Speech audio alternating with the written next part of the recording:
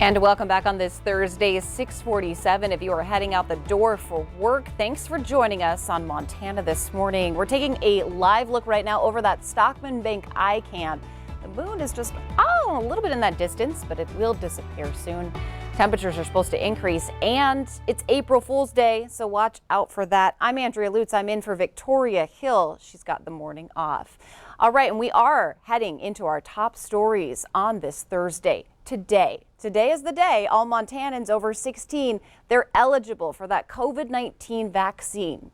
Even more good news is coming too, as vaccine shipments are on the rise. The state will receive more than 40,000 first doses, and next week 25,000 second doses. Governor Greg Gianforte says most providers are ready to handle the increase in people wanting those shots, but he also says patience is important because there still won't be enough supply for everyone immediately. He is set to get his first shot today. That's going to happen in Lewis and Clark County.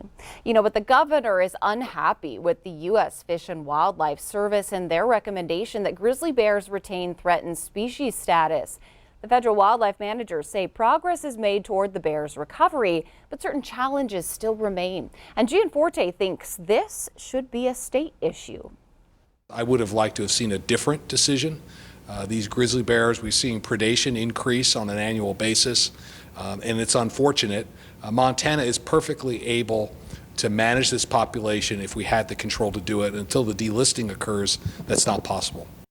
Montana's Republican Congressman Matt Rosendale and Senator Steve Daines also released statements disagreeing about that decision. This is Senator Steve Daines is touring eastern Montana this week. I sat down with him to talk about a variety of issues, but he's telling me that he's keeping the fight alive for what he says are high-paying jobs in eastern Montana when it comes to the Keystone XL pipeline. Those are, I'll call them East Coast liberal elites that have not spent time with law enforcement like I have. Senator Steve Daines is not mincing words, talking explicitly about why drug trafficking from the southern border is Montana's problem. They'll tell you it's Mexican meth, it's Mexican fentanyl, it's Mexican heroin that's coming across the southern border right into our state. Daines took questions in his first sit-down interview in months about several issues, making it clear recent comments concerning Montana's homegrown meth labs he made while touring the southern border were misrepresented. I was just speaking with one of our sheriffs just yesterday, and he said, "Steve, what you said was the truth." In the days of the meth labs, 20 years ago, you talk to our drug enforcement professionals, they'll tell you the purity rates are around like 30%. The problem we have is the purity rates now are over 90% with the Mexican meth. It's far more dangerous, far more addictive. Daines just returned from Texas and touring the border, where he calls the situation there tragic. But now he's off on another trip, this time to eastern Montana, fighting to keep the Keystone Pipeline relevant. Really the devastating impact of the cancellation of the Keystone Pipeline. This is a project that provides $80 million a year, every year, of tax revenue. The 1,700-mile pipeline would span 6 states, including Montana, carrying oil from Canada to the Gulf Coast and bringing much environmental opposition. What it does here in terms of a sound infrastructure project that we need that's entirely funded by the private sector. There's counties that need some help right now across our state. It's those eastern Montana counties. And as President Biden unveils a $2 trillion infrastructure plan set to raise the business tax, Daines says he's ready to fight that too. When they cut taxes, you put more money back into the economy, allow businesses to decide where they want to invest, and guess what? They create more jobs, wages goes up, we win. I'm very concerned about this idea that the president now wants to increase taxes. However, Biden's transportation secretary says Americans making less than $400,000 a year won't see an increase. Still, Daines cautions the plan, saying it will incentivize jobs to move overseas. And as we have reported, Daines co-sponsored a letter with 4 other senators asking President Biden to support the Keystone Pipeline. I asked him if he's heard anything since from the administration. He says he hasn't. The Pentagon just announced changes to policies for transgender members of the military, and the new policy prohibits discrimination based on a person's gender identity. It also provides medical treatment and gender transition services. The changes take effect in 30 days and follows an executive order President Biden made to reverse a Trump-era ban on transgender troops serving in the military. On day 3 of the Derek Chauvin murder trial, new video played in court showing George Floyd begging officers not to shoot him and saying he's claustrophobic as they tried to push him into a patrol car. One witness broke down in tears as she watched police body cam footage showing the events leading up to his death. Today, prosecutors are expected to question investigators about technical aspects of the case. In Orange, California, 4 people are dead, including a child, after police say shots rang out at an office complex just outside of Los Angeles. A 5th victim and a suspect are in critical condition. This becomes the 3rd deadly mass shooting in 3 weeks. And police did not give any other information about that suspect or about the victims quite yet.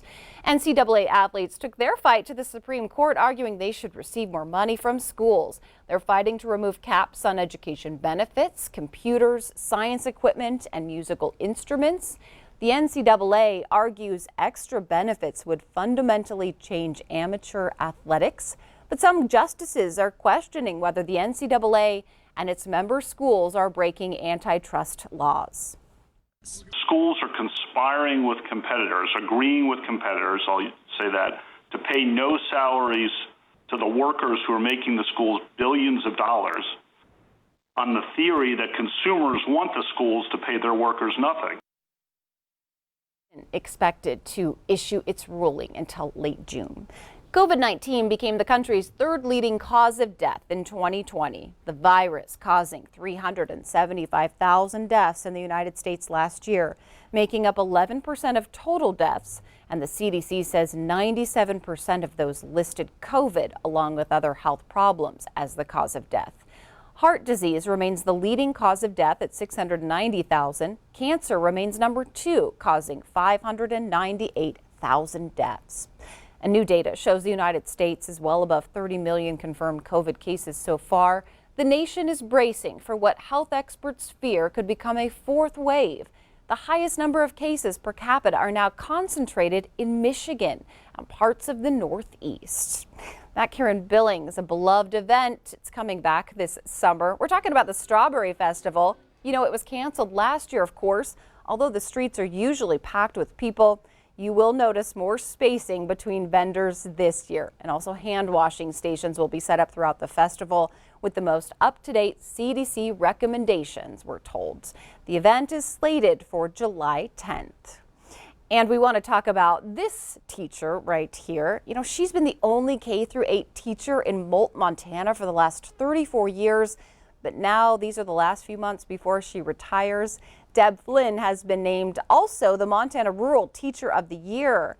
Moult, just west of Billings, and Flynn has taught classes there as large as 13 and as small as 3.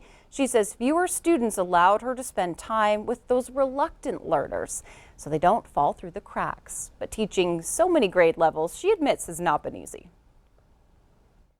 There's no downtime. I had someone come in to visit one time and said, "Where's your lounge?" And I went, "What's a lounge?" A teacher's lounge doesn't exist here. My break is if the aide takes them out to recess, and then I grade like crazy. Flynn plans to move to Billings for her retirement and take many trips to Arizona to visit those friends.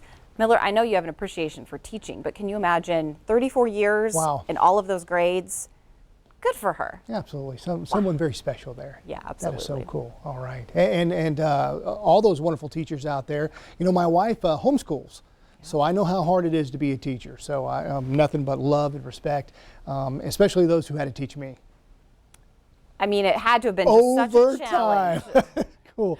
All Not right, so- true, not true. You're great. Oh, thank you so much. And congratulations to you, ma'am. Well deserved. All right, so before we wrap up, let me just talk about the headlines here quickly. Record warmth is possible. We have, in fact, a chance to tie, come close to, or even break some records over the course of the next few days as high pressure continues to dominate. We've got that downslope flow, so that's going to warm things up. Looking great for the next few days. This weekend, you want to get outdoors and enjoy it, but we do have a fire risk. I'll tell you more about that in just a second. Love to step out of the way here and let you see the sunrise this morning across Billings.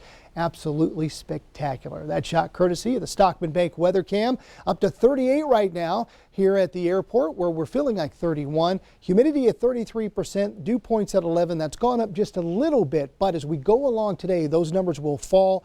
We could see humidities as low as 12 to 13% today with dew points in the single digits.